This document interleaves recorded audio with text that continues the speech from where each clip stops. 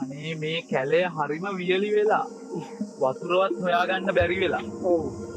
හැමතැනම වියලි වෙලා. ඔයාලා හැමේම හොඳට අහන්න. මේ කාලේ හම්බෙන කෑම කන්න එපා.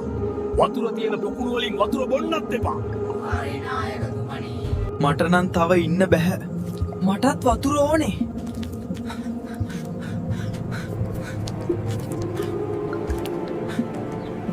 අන්න බලන්න. වතුර පොකුණක්. අපි වතුර බොමුද?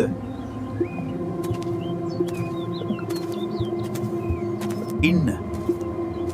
එහෙම කරන්න එපා. එයි. නායකයා කිව්වනේ. ඔහුට කියමු. මේක සාමාන්‍ය පොකුණක් නෙවෙයි වගේ. නායකයා. අපිට හරිම තෙරහයි. මේ පොකුණේ යක්ෂයා මම. ඔයාලා වතුර බොනකොට මට ඔයාලව අල්ල ගන්න පුළුවන්. අයියෝ. බය වෙන්න එපා.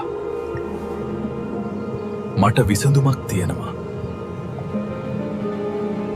අපි නලවලින් වතුර බොමු. එහෙම කළොත් අපිට අනතුරක් නැහැ. වව්! හොඳ අදහසක්. අපි බේරුණා. නායකයා හොඳටම හිතලා තියෙනවා. බුද්ධියෙන් වැඩ කළොත් හැම ප්‍රශ්නයක්ම විසඳා ගන්න පුළුවන්.